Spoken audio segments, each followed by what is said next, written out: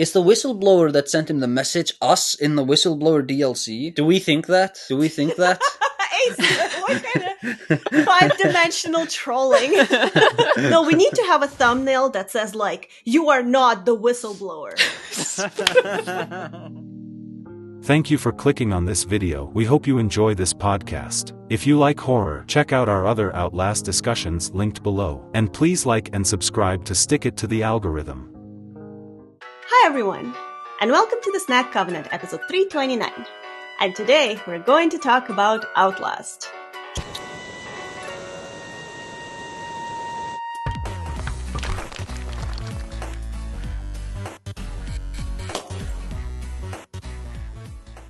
Sophie couldn't make it, but we have two very special guests with us. It's me, Acer. And Gideon the Half-Knowing. Yay! Yes. Gideon, can you tell us a little bit about yourself, what you do, where people can find you? Yeah, so I'm Gideon the Half-Knowing. I know half of everything and half of not everything as well. I primarily run a podcast called Elden Kings and Elden Ring Discussion, which is sponsored by the affiliated subreddit, which is cool. It just takes guests from all over the Soulsborne network and outside of it even, where I talk to people about their content creation and about whatever random topics we get to. Like, Acer and I have talked about Dune at length in episodes that were definitely not about Dune. Yes. Well, Acer, you've been here a few times, so... I have, it's true. Yeah. And it's your birthday! It's my birthday! Feliz cumpleaños! I think that's how you say it in Spanish. Happy birthday! Yay! Happy birthdeos, I believe they say. Buenos birthday.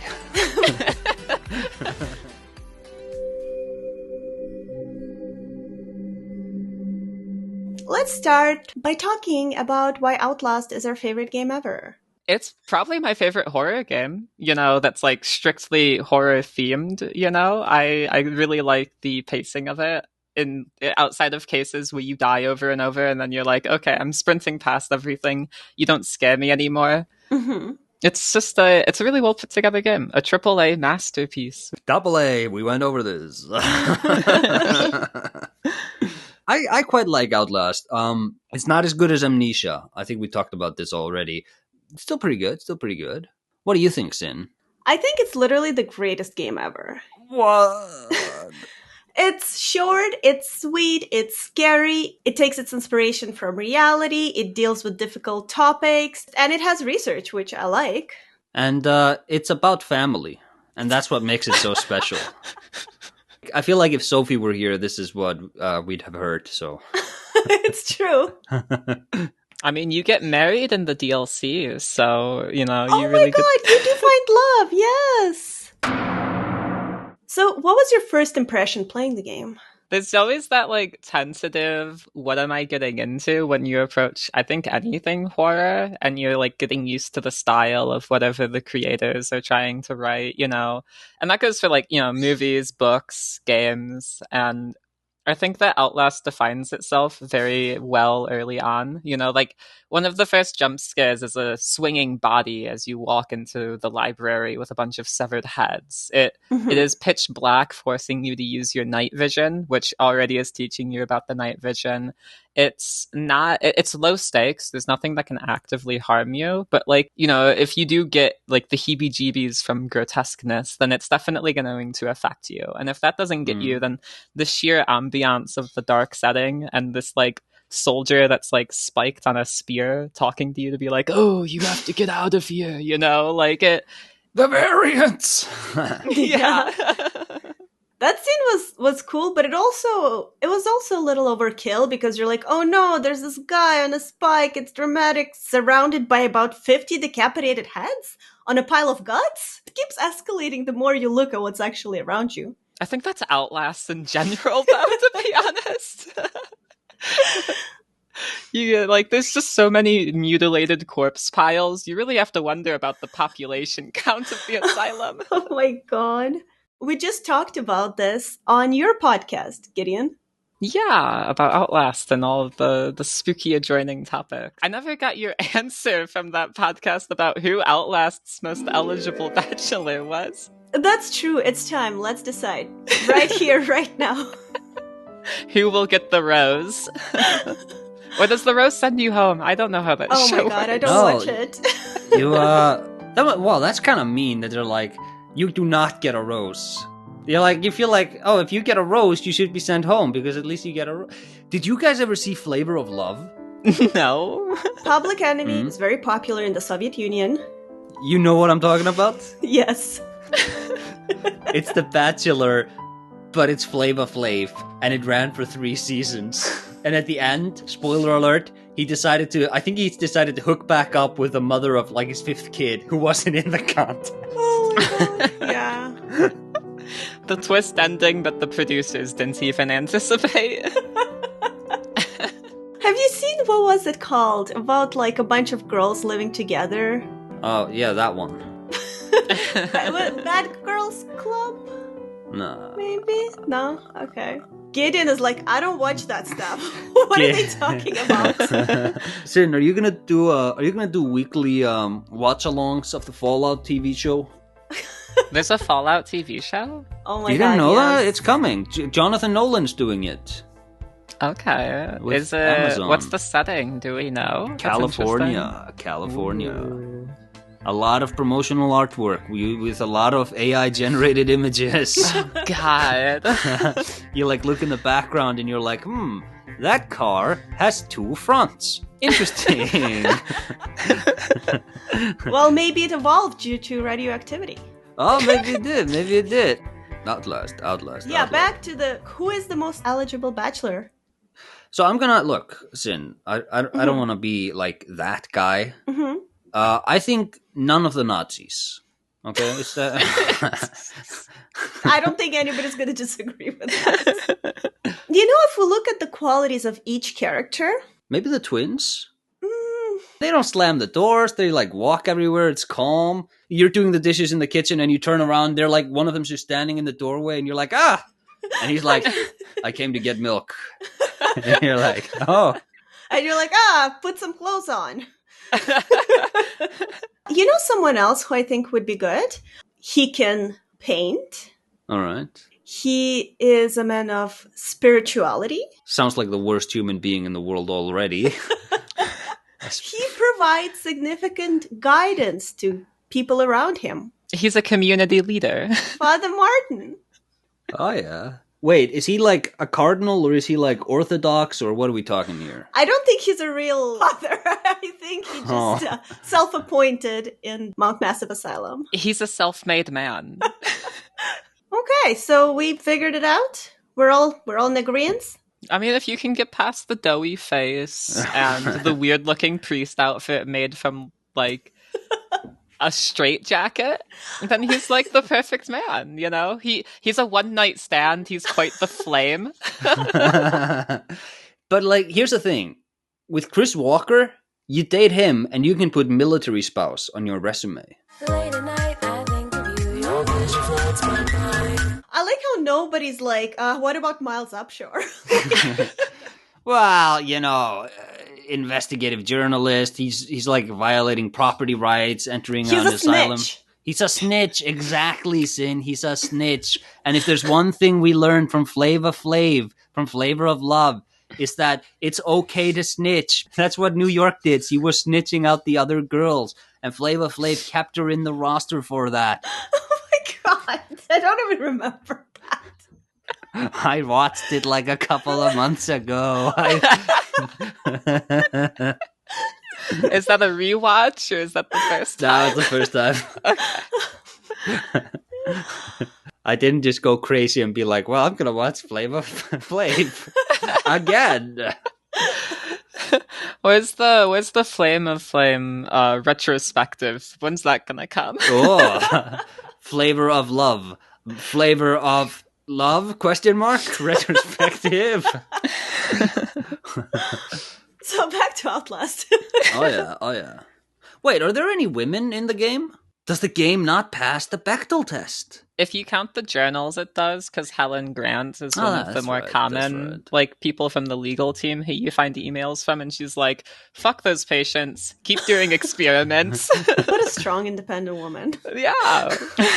Is there a note where she's talking to another woman and it's not about one of the men who are patients? No. No. Oh, so it doesn't pass the Bechdel test. You're right. Wow. Problematic, deeply problematic.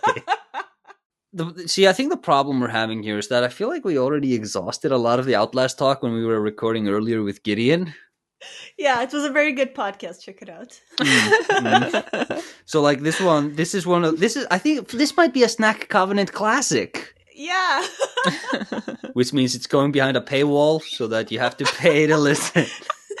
Because all the bad content is behind a paywall. Yes. We have a reputation to protect.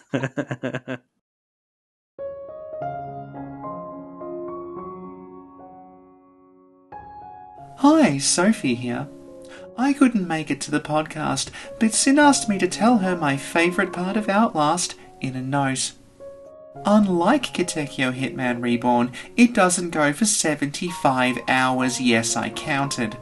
For more great Katekyo Hitman Reborn content, why not check out patreon.com/SinclairLaw, because she's making me watch Season 2 after I thought I'd avoided this for 5 years. And you can imagine how relieved I was to learn that Lambo is still a regular fixture of the cast. Back to the podcast. Do you think Project Wallrider was a successful endeavor? In terms of financial success, no, because Murkoff couldn't control it. But, like, in terms of, like, you know, Billy is quote-unquote, he's, like, become a god, according to Wernicke. He has the powers of a god. And as long as that spreads... Like, you can either interpret the swarm, like the manifestation, as something that occurs because you're tapping into a spiritual realm and it's crossing over. But it feels like more likely that you turn humans into nanite factories through hormones and then later on just exposure to the effect. And them being nanite factories is what makes the swarm of nanites. And I don't know. They've, like, succeeded in, like, a self-repeating process that could, you know, leak out into the surroundings for as long as it can sustain itself, unless it's stopped. And even at the end of Outlast 1, you fail in preventing it because it just transfers the host to Miles, who dies. Yeah. So maybe he doesn't. Maybe it does. Maybe it stops there, but maybe he goes on. I don't know. It's hard to tell. It's a horror game with an open-ended ending. Wow, who expected that one? I have a question. If you were reading the newspaper and you saw Miles's article about what happened there, would you continue reading it, or would you just be like, oh yeah, whatever, and then just skim? Like, does Miles walk away with a good article at the end, is what I'm wondering. Miles walks away with a Wallrider. That's not a good article. I'm saying specifically, is the article we get out of this endeavor a good article? Well, it's a good YouTube video. He can, like, take all the footage he took, put it together, make his own little documentary, put it on YouTube, get notoriety that way. He could put some cool, like, 90s rock over it, really emphasize the... I feel like Miles in Outlast, he's doing like a good sort of COVID lockdown project, where it's like, I'm going to go into this abandoned asylum. And things go a little bit off the rails. A little bit. Did he even know it was abandoned when he showed up? Oh, no. Well, it wasn't abandoned. He got the message from the whistleblower being like, let things happen here. Please come see. Yeah. Is the whistleblower that sent him the message us in the whistleblower DLC? Do we think that? Ace, what kind of 5-dimensional trolling? No, we need to have a thumbnail that says, like, you are not the whistleblower, you know? The Whistle Brothers, your twin brother. It's mythologically accurate, I believe. According to modern day occultism, the whistleblower has to have been someone else. Yeah. Okay, we got ourselves an episode. Let me ask you, what was the scariest moment or jump scare in Outlast for you? For me, it was definitely at the end when we lose the video camera and have to walk around in the dark. I really like when oftentimes to just create a good set piece or a sequence in a video game, you just need to kind of like remove something the player takes advantage of a lot to sort of force them to reconfigure how they navigate the world. So if you want to make an interesting level in like Super Mario, I think it'd be really interesting to put Mario in a level with a really low ceiling, so that you can't actually jump that much, and you have to utilize momentum and like wall runs and stuff instead. And it's like it forces you to use the same mechanics to navigate a path that the mechanics aren't really optimized for, and it sort of allows different mechanics to be highlighted. And when this stuff is done in horror games, a great sequence like this can be Silent Hill 2. At the end, there's a sequence where you have to put all of your weapons in storage and go down into the basement. And like you can scrounge up as many resources as you want. They're all going in the storage. And you're like forced to go in there completely vulnerable. And because horror games are a lot more atmospheric and the experience is more about the emotion that the gameplay is able to deliver on for the player, it just usually, sequences like this usually land better in horror games. And I think that's a really fun sequence at the end of Outlast, where they take our camcorder away, and now we're just standing in the dark like idiots, being hunted down by the variants. I can't really think of one scariest moment, because for me it was a lot of those minor moments where you're walking around and there's some sort of, like the high-pitched noise after the tension walk, and you get something to appear on your screen really suddenly. Like, those are the ones that consistently would have me like whirl my mouse a little bit as I like jumped around in my seat, because I was like, oh shit, but I think Outlast did them very well. There's a lot of games where you don't ever get that effect. Like, the fact that Outlast could get multiple of them, I think, is really in its favor. Yeah. So Gideon keeps saying that Miles is dead. Ooh. Is he though? Is he? I guess you only get shot if they immediately put you on some sort of like ambulatory stuff. You could survive. But then also it sounds like you're sort of killing all the soldiers that just shot you. Yeah, and at the end of Whistleblower, we see a version of Miles walk out of the asylum. Oh, interesting. Because I mean, like, the hormone production definitely does like make you stronger and more resilient, which is how they explain a lot of the variants, like incredible feats of strength and whatnot, and how Yeah. Mr. Christopher Walker can be walking around with like half of his face torn open. Yeah. We hear him kill all the guys at the end, so something survived. Whether Miles is still in there, I don't really know. Do you think the Wall Rider took over Miles' body and was like, all right then, I'm going to take over the world. I'm going to go into every politician and I'm going to take over everything. But first, I got to write this article. I've got a deadline. That's Outlast 3! The Wall Rider is some really messed up, like Clark Kent, Superman type of situation.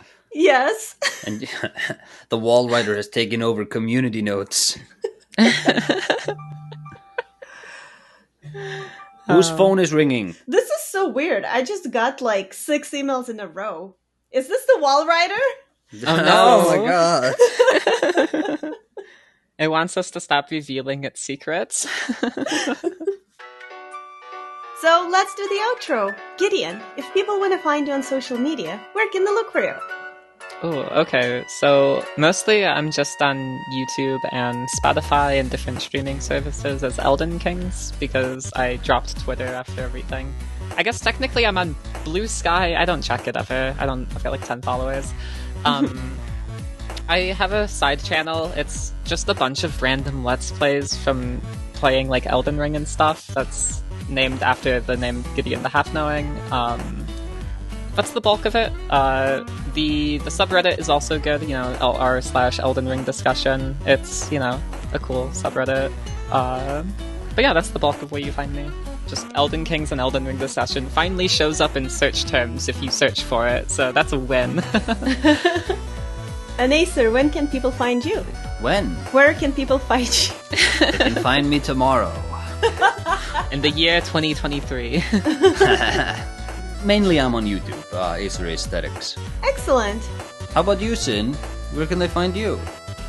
In the Soviet Union, of course. Well, thank you, Gideon. Yes, thank you for having me. Thank you, Acer. Thank you, Sin. And thank you everyone for listening, and see y'all next time. Bye-bye. Bye. Bye. Chelsea. Chelsea. Chelsea, Gideon. Oh, Chelsea. How do you say it? Chelsea. Chelsea. Chelsea, Gideon. Chelsea, Gideon. Chelsea. Chelsea. Why are you doing it her? Oh.